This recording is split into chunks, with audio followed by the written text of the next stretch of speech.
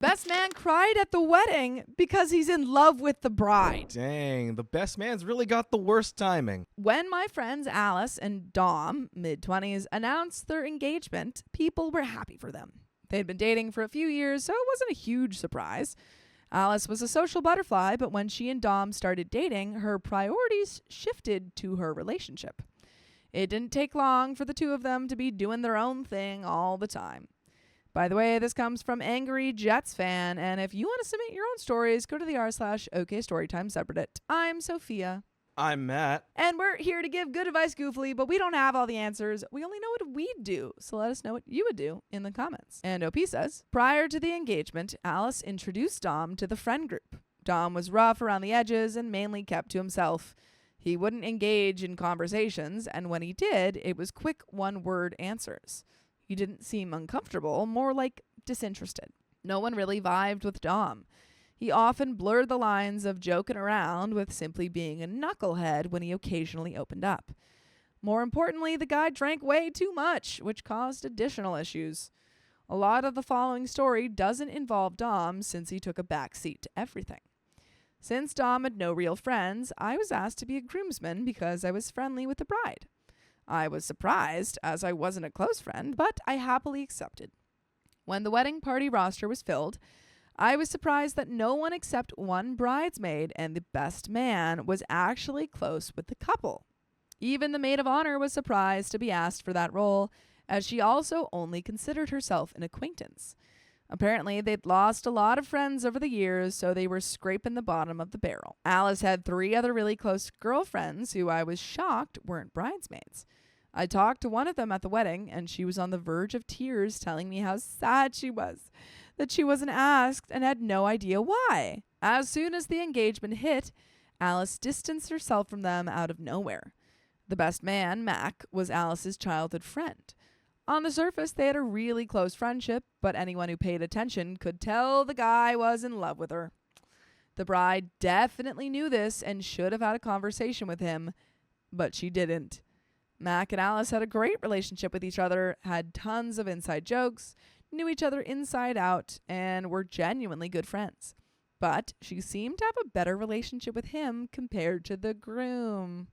In group settings, they would be talking and joking with each other the entire time, while the groom was mainly just there. It was an open secret amongst the wedding party and their friends that Mac and Alice should be getting married, since their relationship seemed so much more genuine and loving than with the groom. To my knowledge, there was no infidelity going on. Alice confided in me that she did not find Mac remotely attractive. Apparently, Mac professed his feelings year before the wedding, but she shot him down. And they worked it out. I don't know if they did. I think he's still in love with Alice. Yeah, I think we've been spoiled a little bit. Yeah. But that's really rough, It's especially because, like, when everyone else knows, too. Yeah, when everyone else knows, and then everyone else can see that her fiance isn't really, like, the best fit. Yeah, that's so, I don't know. And the other friends seem to be feeding into it, saying that, like, oh, you guys should They should marry, yeah. That's not helping. No. My opinion, she liked having a part-time simp who could fill in the emotional gaps left by her soon-to-be husband. Both the bride and groom individually scheduled meals with everyone in the wedding party to reconnect. With my 2 dinners, they both picked the restaurant, and both times they conveniently had to go right before the bill came. Dom ordered so much booze that it cost more than the food. Similar things happened to other wedding party members. Another groomsman told me that when he went out with Dom, he ordered lobster, saying, "I can treat myself since you're paying." Ew, before even discussing the bill? Yikes. That's a no. I'm not paying for your lobster. Yeah, get your own lobster. That's expensive. The fact that they planned out getting free meals was really trashy. The bride made clear the budget wasn't that big. Alice was unsettledly very self-conscious about it and would constantly bring it up. We attempted to help with planning and suggesting cost-saving ideas, but Alice wouldn't take any suggestions. She wanted to plan her own wedding, but was happy to remind everyone how they were paying for it all out of pocket.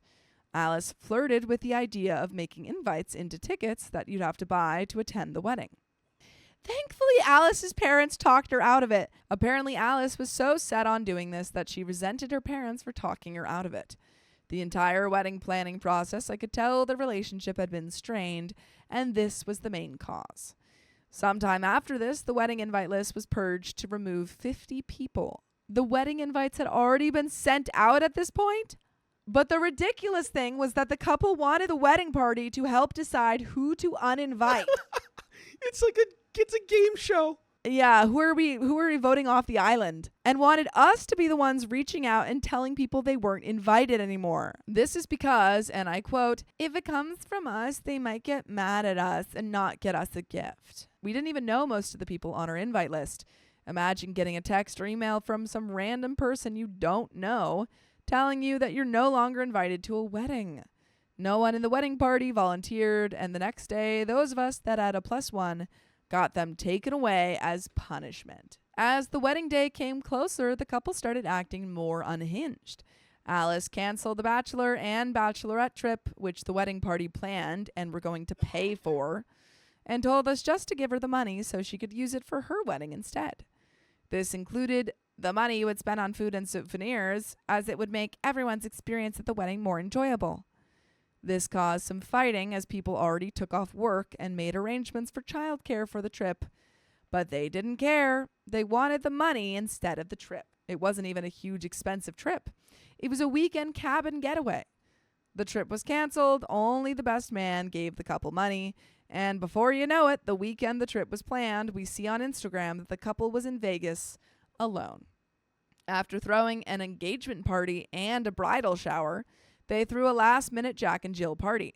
The bride bluntly said the purpose was to get more gifts and money. These people are terrible. This is the most materialistic wedding Oh my goodness. I have ever heard of. These people are absolutely dreadful.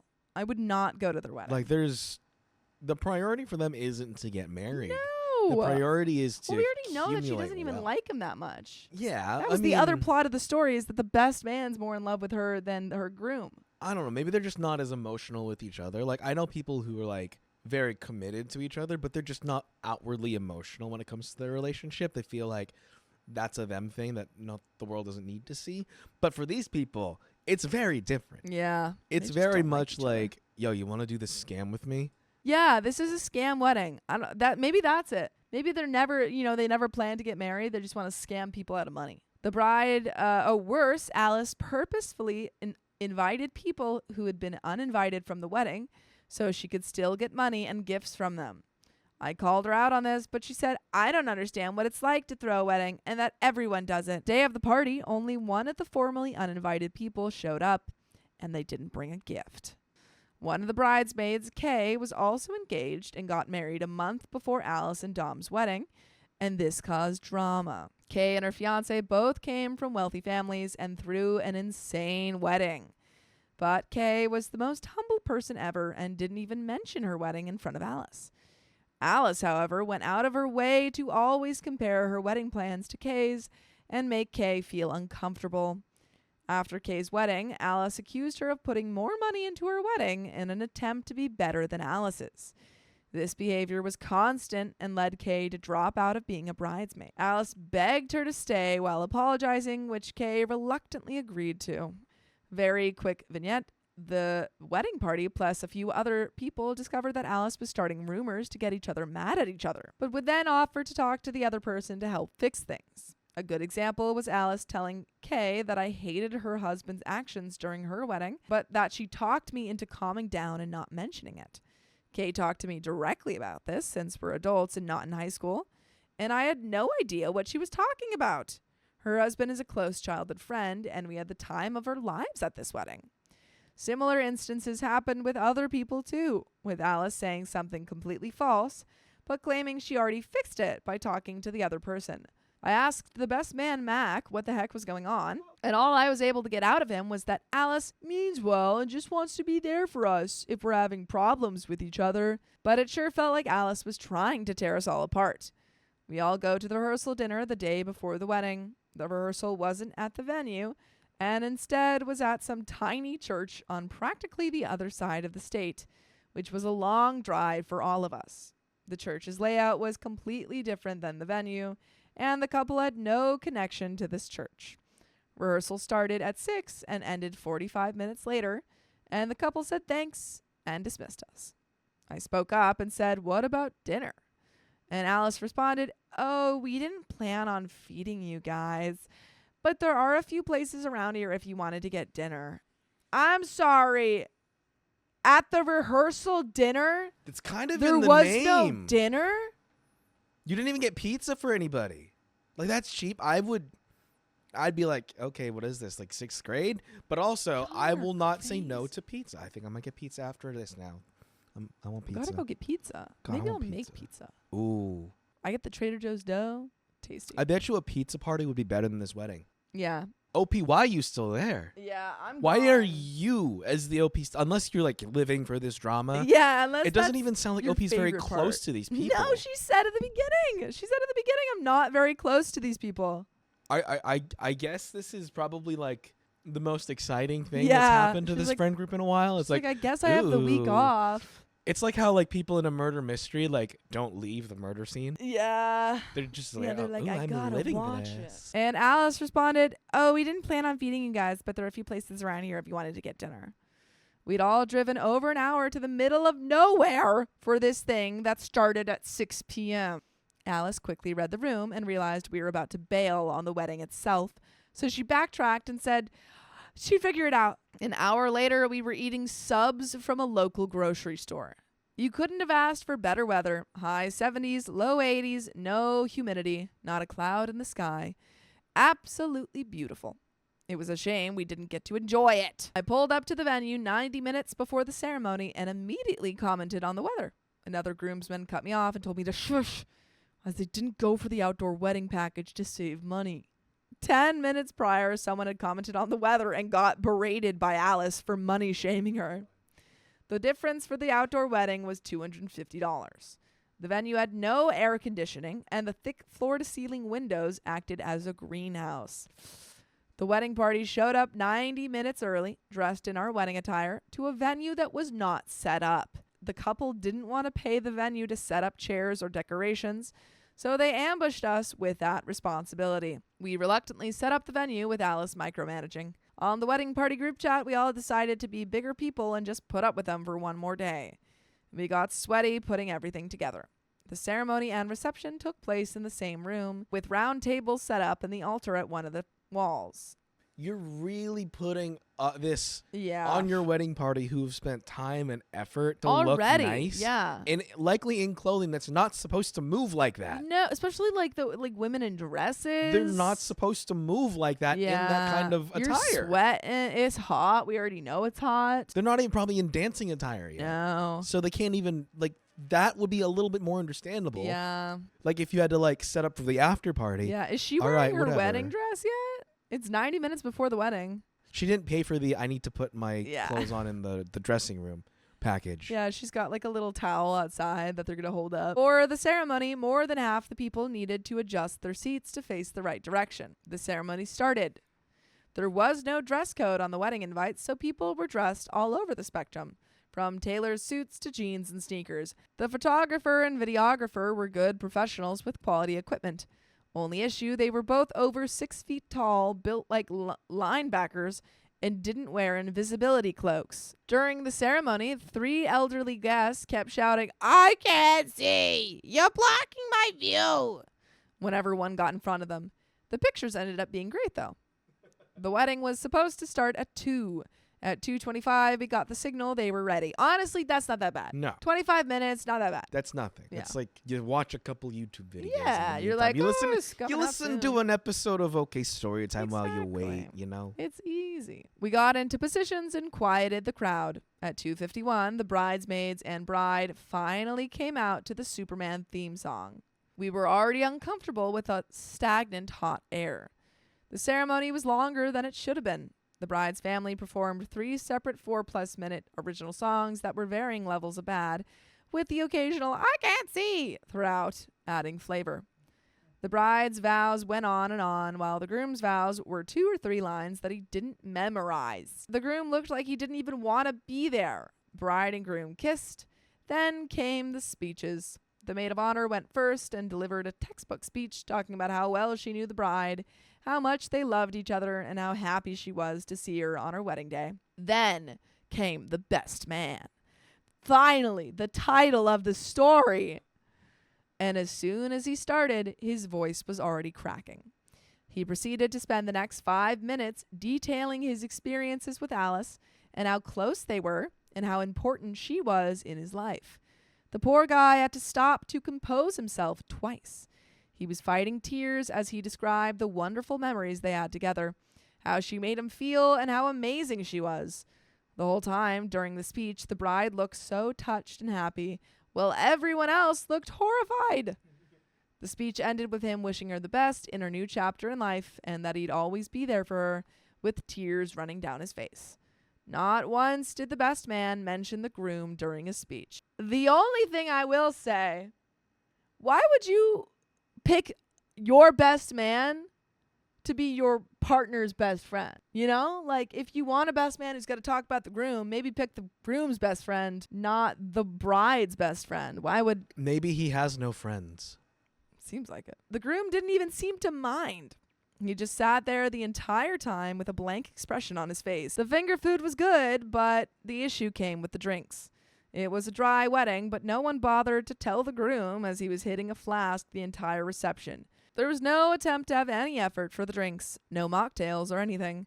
The drink situation was this: these boxed 24 packs of sodas you get from a grocery store sitting on the counter, still in the boxes. Not even on ice? Yikes. Dang. They were all store brand, warm, and mainly flat. It was like they'd been sitting in a car for a few weeks. There was a bowl of ice and some solo cups, but the ice was put out before the ceremony was supposed to start. So by the time of the cocktail hour, it was a bowl of water. Mind you, we were all in a non-air-conditioned greenhouse, so we were all passing away. There was no additional ice. I was going to go to a nearby gas station to get ice, but uncle of the groom offered instead and left. He never came back. Besides the soda, there was a water fountain and a K-cup machine for coffee.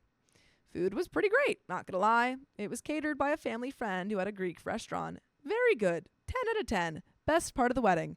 At least you had food. Honestly, if I didn't have food and I was dealing with all of this, I would be crying. Because that you're hot, Yeah. you're tired, you're thirsty, and you're hungry, and you couldn't even see the wedding because Yeah, the tall linebackers. the tall linebacker men. What did I even get out of this experience? No DJ or band for the wedding, just a Spotify playlist.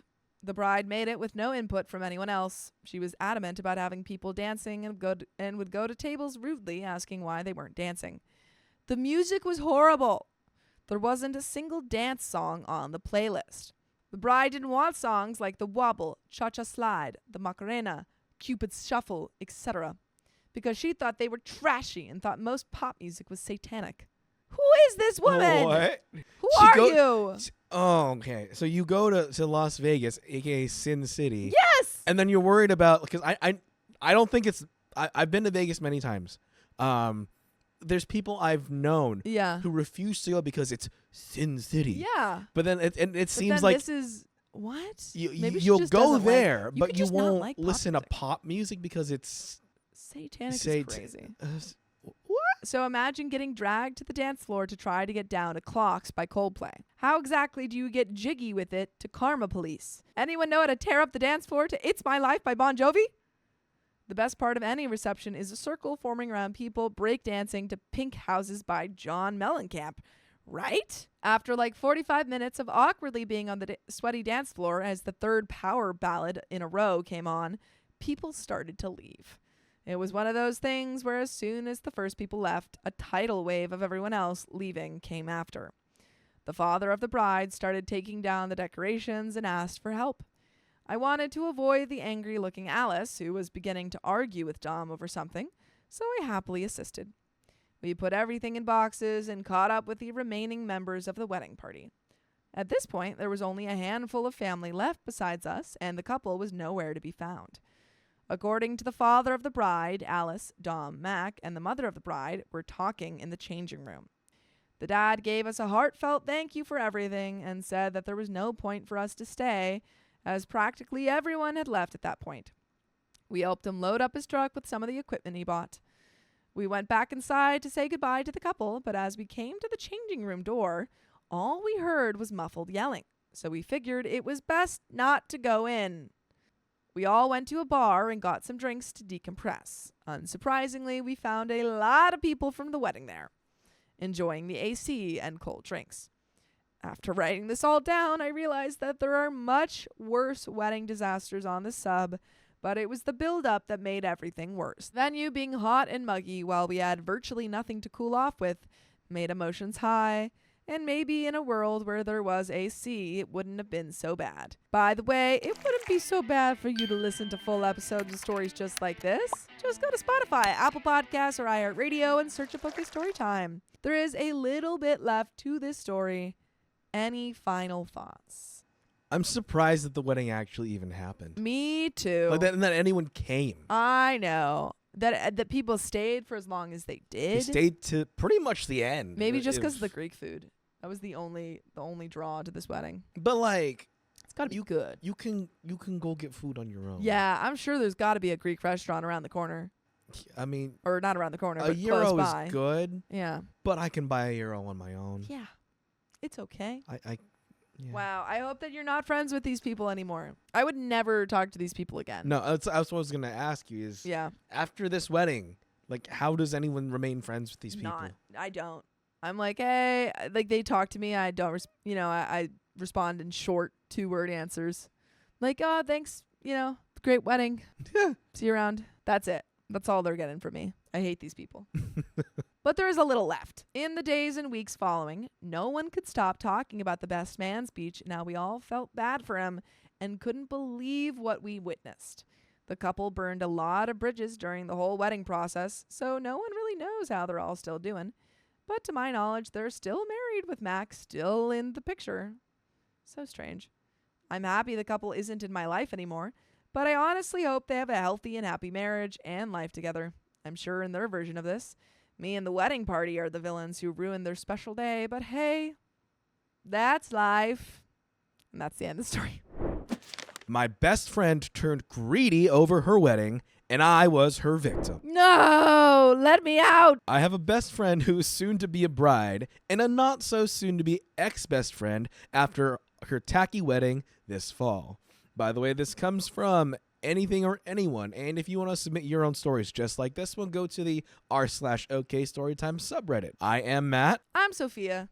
And we are here to give you good advice, Goofly, but we don't have all the answers, as nice as that would be. We only know what we would do in these situations, so let us know what you would do in the comments. As OP says, my friend started off as a budget bride, which is okay. I don't blame her in this economy. Frankly, I told her I'd be willing to give up the invite to the wedding, as she knew she probably couldn't afford a large wedding that was also as picturesque as she had envisioned without cutting down the guest list. She said, no, of course you're invited. In fact, could you do photography since I know you dabble in it as a hobby? I agreed to be her friender in exchange for not giving a gift since I just lost my job as well. She knows I did, and I had to temporarily be on unemployment. But soon enough, the requests started to pile up. It started with the innocuous, oh, can you run an errand for me for XYZ for the wedding? Then, can I use your apartment to store XYZ for the wedding? Could you give me XYZ for the wedding? Finally, I hit the tipping point to here where I'm ranting on Reddit because she started complaining about how expensive the wedding would be and is insisting on inviting 100 guests that, again, she can't actually afford, and complaining how it's going to cost her $2 a person to get crackers and cheese for the reception. Did I mention she also wants everyone else with an actual job to take time off for the wedding to be on a Thursday because it was more affordable, and Friday for her cheap but after party. Nobody I know is planning on going because every close friend who heard about this inconvenient and cheap wedding from her knows the wedding itself is going to suck already. She then also sent me a long butt list of what would be worth 4 hours of wedding photography, which I told her I'd come in 2 hours before the ceremony to just take some shots of the families and wedding party, and that's it. Oh, and her wedding registry? No item on their wish list created by her solely, she wouldn't let her to-be fiance put in anything, is below $500. I've never been more disgusted with the amount of sheer greediness and self-absorption of this friend, and it's making me reconsider our friendship. There are some comments, so let us get into them. Comment 1. Take this as a lesson to never be a friender again. Sure, it's really kind what you were doing, but your friend is clearly taking advantage and using friends and family as free labor to make her wedding dreams happen. Your best bet is to set solid boundaries and manage expectations. You're not a professional photographer. You will only be taking photos between X o'clock and Y o'clock. You're still a guest and will be enjoying the wedding and not working it the whole time. If your friend has an issue with that, then I would opt out of attending. They can and probably should put some money towards a professional photographer. I know it's expensive, but then at least the bride would be getting exactly what they agree upon in their contract. I worry she'll be disappointed with the photos, even if you do an amazing job. People with unreasonable expectations often are unhappy with things, even if you go above and beyond. Comment 2. I once photographed a coworker's wedding for free when I was just getting started. I learned after she used the savings from the photography to buy a $500 cake. OP. I offered when I had an actual well-paying job before I lost it.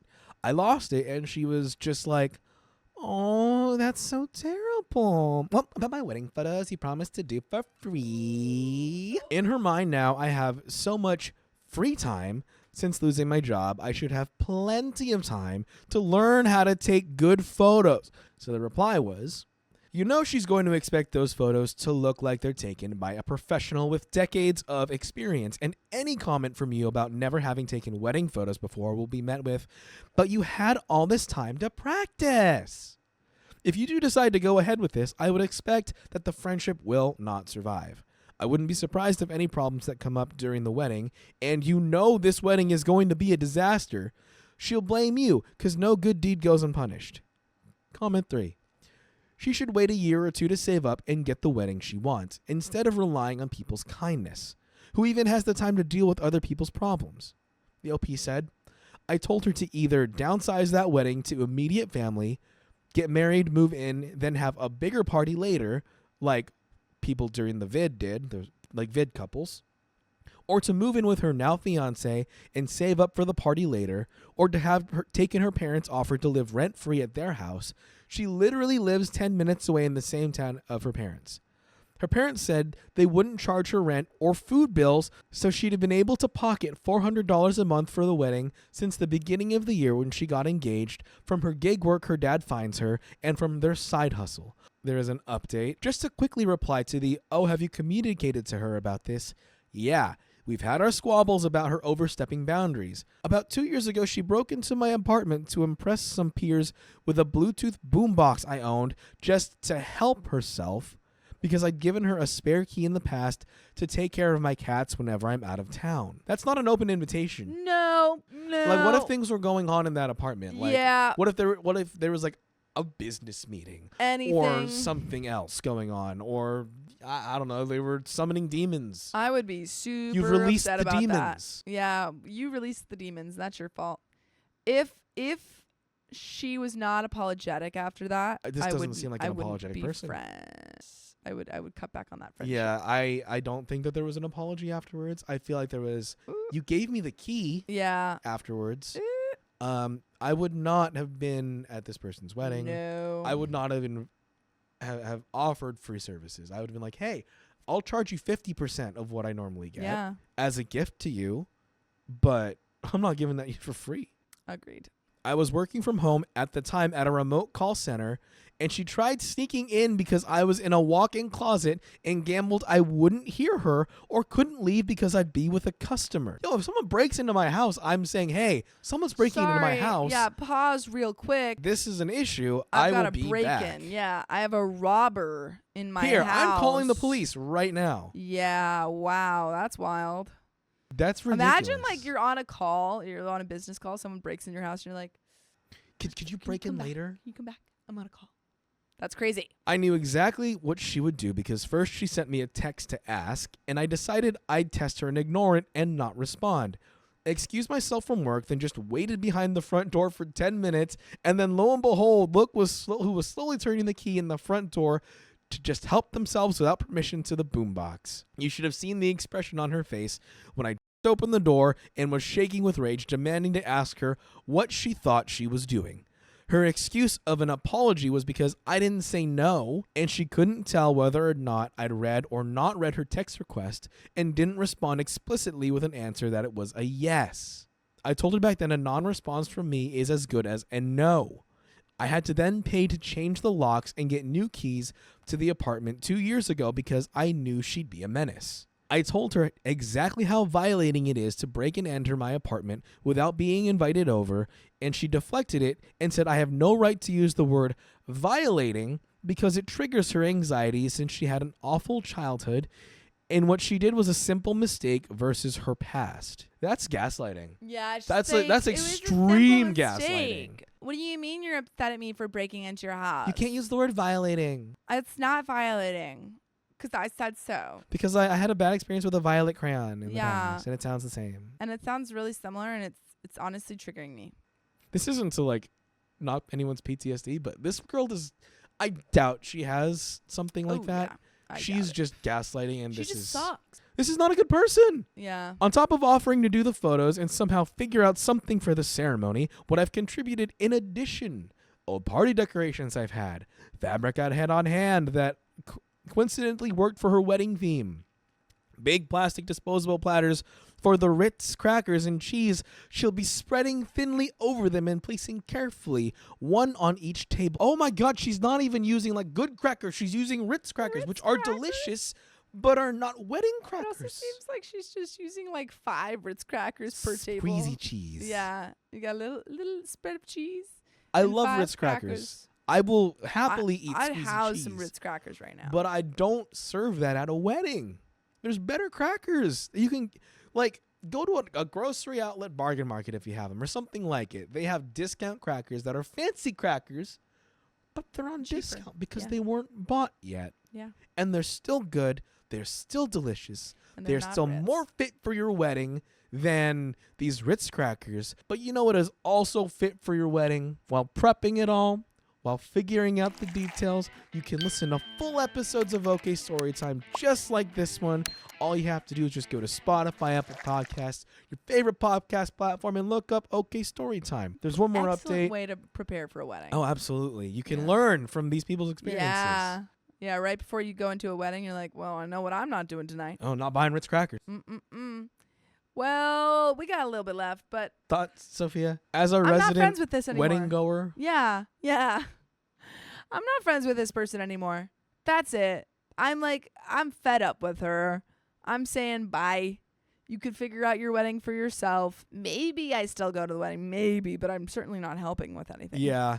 If you still feel the need to take photos, you take the photos, but you don't edit them. Yeah. You charge for the edit. Unedited. You're not being paid. Yeah. You're not editing them. I said I would take the photos. I didn't say I able would to do edit anything the photos else. because that takes a long a time. lot of work. That a takes lot of work goes in. because you That's, have to sort through how many photos you're taking. Like that's I where a know, lot of the price comes from wedding Yeah. photographers. I know a lot of wedding photographers who they took it up as a hobby and now they're making money from it. They take thousands of photos at a wedding. Yeah.